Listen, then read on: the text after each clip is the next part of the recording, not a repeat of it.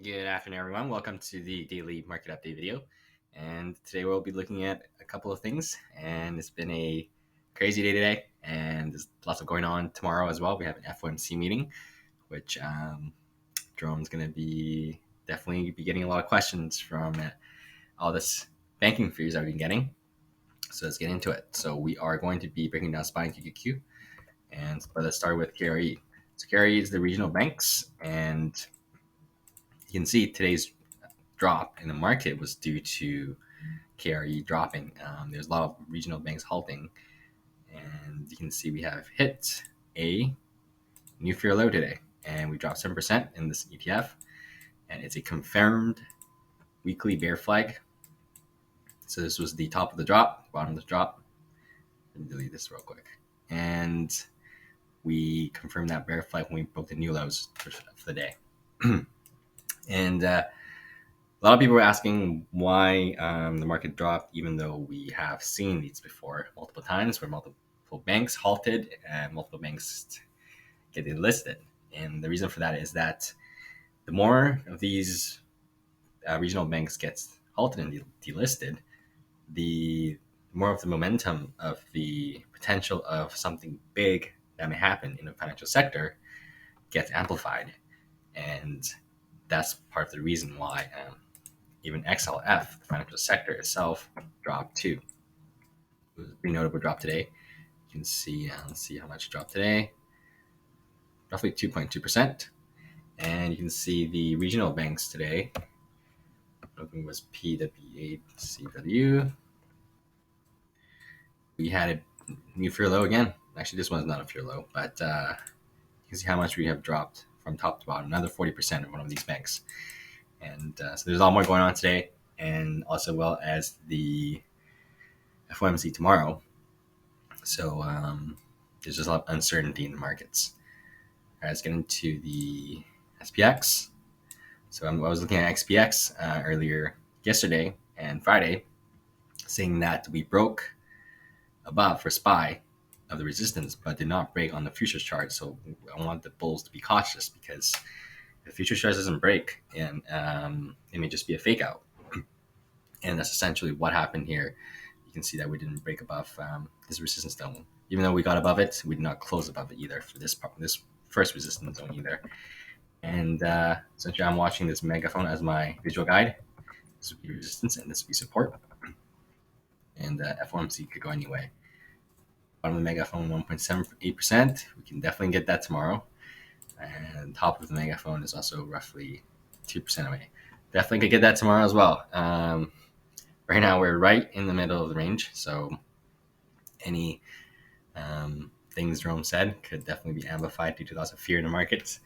He could say, we're going to be pausing in May, which is pretty much priced in, if you ask me. If you go to that chart, I showed it a couple of times, and that June is already priced in for pause. It's about 60% or 70% now, I think. But 25 basis point for tomorrow is priced in about 80%. So that's going to be very, very likely for me. For NASDAQ as well, this is the 4-hour chart. I'm also looking at this megaphone as my visual guide for resistance and support. You can see all these touches that we got. 5 here, another 4 down here, and support. So we'll see how far we are. 10-6, yeah, we can definitely get that in one day, as well as this. Just saying this as well, where NASDAQ broke above its resistance, you can see right here, but SPX didn't. So we want both sectors breaking its resistance at the same time. Otherwise, there won't be much follow through from the bulls. So that's essentially what happened, and we came back into the range as of now. I wouldn't say the bears are completely taken over or anything. It just, when they drop, we need to see more follow through, like a daily downtrend or a 4-hour downtrend confirmed before that happens. So right now we are in a, let's see, for a neutral trend, we are in a neutral trend. Yep. So this is a move up. Now this is a move down. If the bulls can break prior highs right here, then we're in back to the daily uptrend. And what the bears need to do is set a lower high and then break its prior lows to set a daily downtrend. So we'll see who's going to be that first. So far, bulls are still comfortable due to how much we have been moving up, and we're still at pretty much the top of the range. So bulls are still comfortable as of now. So proving has to be coming from the bears as of now. So we'll see if we get that tomorrow. And Apple is going to be reporting on Thursday. That's going to be huge for NASDAQ. Apple is the second biggest weighting in QQQ after Microsoft, even though he has a bigger market cap. It's just how they're weighted. And we have, AMD's after hours earning today, and it's not looking great. As you guys can see, after hours, AMD has dropped roughly 6%, 6.5-ish. It beat its earnings, but its guidance came in weak, and for such a high PE stock, if something comes in guidance, market is forward looking. So when guidance came in weak for quarter two, the stock just sold off. And you can see NVIDIA also sold off due to sympathy play for AMD. You can see after hours here, NVIDIA sold off about 1.5% ish, 2%. Should be 1.5. Did I not measure it wrong? Maybe it's sold off a little bit more now. Yeah. So essentially, I did a video on NVIDIA yesterday. So if you guys want a detailed 8-minute NVIDIA breakdown, go to the previous video. And I was talking about how there's a two resistance coincide with each other. You can see this top of the. Usually, I use these diagonal lines as visual guides only, and essentially, look at the daily chart. We touched the top of that line, and it just so happens to be around the 290 resistance as well. And I was saying that if we don't close above this guy right here, then it could be potentially a fake out. So we got above it slightly, closed below it, and today just looks like straight selling. Although market was pretty red. So, but the thing is, I noticed is when QQQ was bouncing in the morning, when this drop, it was coincide with QQQ, but when QQQ was bouncing around here, it didn't bounce as much as QQQ, so I noticed the relative weakness. And usually, NVIDIA is a stock that has relative strength regarding what the market does. And I started getting red flags, thinking it was just a pump to get all the people that shorted in that sideways range for a whole month. You can see this range right here, bears were accumulating shorts. So right when this broke out, all the shorts and bears that got shaken out, stopped out for a loss. And maybe it trapped a few more bulls in it, but essentially I think this candle, most of the volume was shorts covering.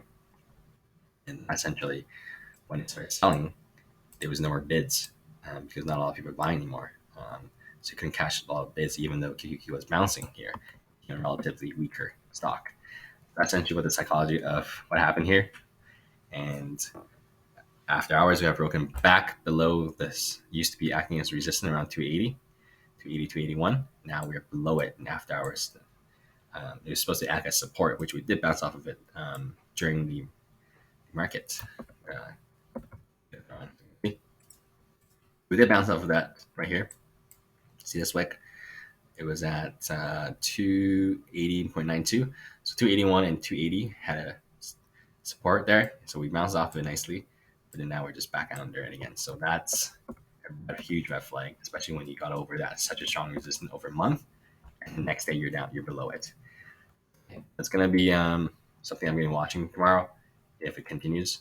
And it continues, likely this is likely the temporary top for a while, unless NASDAQ decides to make a new leg up to a higher high. I wouldn't see NVIDIA hitting this high anytime soon. And especially right after AMD's poor earnings, we're likely going to come back into this cluster range and test the low of this range and potentially shape up daily head and shoulders. We'll see. We'll see if we bounces off down here this range when we come back to it. And then that happens. It's a bearish pattern. So just keep an eye out of it. Watch on it. And I'll be update you guys tomorrow after the FOMC meeting. And sorry, a little bit sick, but yeah. So we'll see if Jerome decides to be more dovish tomorrow due to how insane the regional banking crisis is, and it's starting to snowball a little bit. Remember last month when Jerome was talking about the regional banking crisis, it just started. So, and he said that if the financial conditions tighten, it's equivalent of a 25 basis points. That was his words. So now it's starting to even get more tightened. So, all right, is he gonna like pause soon or maybe cut a little bit earlier? Because he said there was no cuts for this year, but the market already priced in roughly 2-3 cuts for later this year. That's going to be key for the market to see if he stays on his course, saying that there's going to be no cuts, and as well as this is going to be the last rate hike or not. So watching for that tomorrow, it'll be 11 p.m. PST, and that's going to be the time when the hike is released, and 30 minutes after, Jerome will be be on stage with his speech and answering everyone's question after that. And so the reaction of that tomorrow, the last 2.5 hours of trading, plus the next day reaction would be the most important for me. Next day is usually the main reaction for me, because we have seen a lot of times where the last 2.5 hours of trading, we pump one way, and the next day we go directly the complete opposite way, and then it is more follow through on the day after. So let's say if we drop tomorrow, right, or pump tomorrow. Let's say we pump tomorrow, and Thursday we completely drop, and that becomes the direction of the market. This happened very, very multiple times in the past FOMC meetings, where sometimes it drops, the next day it pumps, and then the whole market just pumps after that. So the day after, its reaction is more key for me in terms of which way the direction is going to be for the market. And if you're going to be playing tomorrow on the volatility, make sure to set a stop loss, like a play as like a stair-stepping pattern. So what it is this is the perfect example for a stair-stepping pattern today. So this is a stair step. So you can see there's a 5-minute chart. So this is the first candle, the second candle. You can see every candle, it's pretty much a stair step. It doesn't break off its prior candle. See, this candle is still below this candle. This candle is still below this candle, and just go on forever, and until this one right here, high, you can see, broke right above this one's high. So essentially, this is the stair stepping pattern all the way down here until this one broke. So what you can do is just hold until your stair stepping pattern breaks. That's usually what happens in a very volatile FOMC meeting. It would just shoot up like one candle like that, and then next thing you know, one closes below here, then you close your position out, and it would just like go all the way down, and it would go all the way up. And as those kind of moves, just moves 2-3%. If you put a leverage ETF, you're moving 6% in just 15-20 minutes. So make sure to be a ninja in those kind of times. If you're not a ninja, I would say stay out of playing the FOMC reactions, and just play after the reactions, and move with the directions of the market. And yeah, that's all I got for you guys on this trading plan and updates. And if you made it this far, feel free to subscribe. I update markets daily, and I will see you guys tomorrow. If you guys got any questions, let me know in the comments, and talk to you guys soon.